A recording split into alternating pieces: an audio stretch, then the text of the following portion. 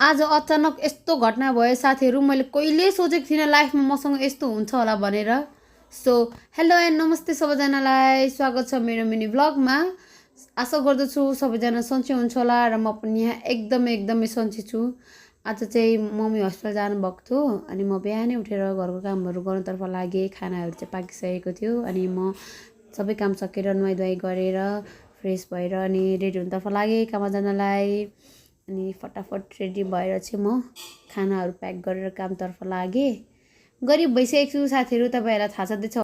अनि केही बेरको पैदल यात्रा गरेर चाहिँ म फाइनली काममा पुगिसकेको थिएँ। अनि भर्खर पसल खोल्नु भएको रहेछ म काममा पुग्दा चाहिँ। अनि लाइटहरू अन गरेँ।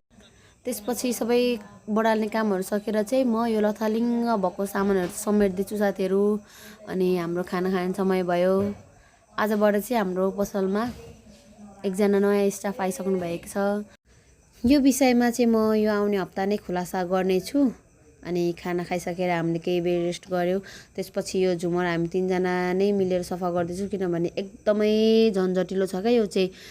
झिँगाले हगिदिएर प्लस सबै एकै ठाउँ पोको परेको थियो। अनि सफा गऱ्यौँ त्यो। त्यस पछाडि कस्टमरको झुमरहरू सेट गर्न थाल्यौँ हामी। अनि आज खासै भिडियो लिनै पाइनँ फेरि आज पनि, किन भन्दाखेरि पानी पऱ्यो अनि प्लस भिड थियो दोकानमा।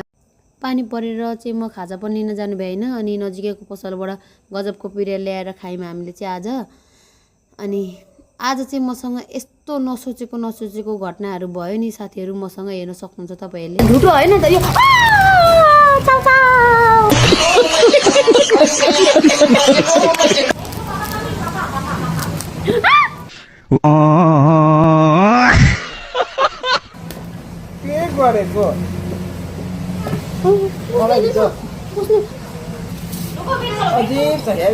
भाभी देखो ना।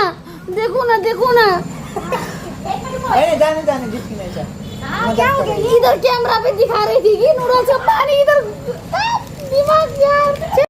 यस्तो पनौती लाग्यो मलाई, त्यही पनि ठिक छ, केही छैन। रिल्याक्स भएर मैले चाहिँ इन्जोय गरेँ खाजा। अनि ठिक्क खाजा खाइसकेर चाहिँ हाम्रो घर जाने टाइम भइसकेको थियो। आज चाहिँ ढिलो भयो खाजा खान। सो हेर्दै गर्नु होला मेरो video. Thanks for watching. Bye by.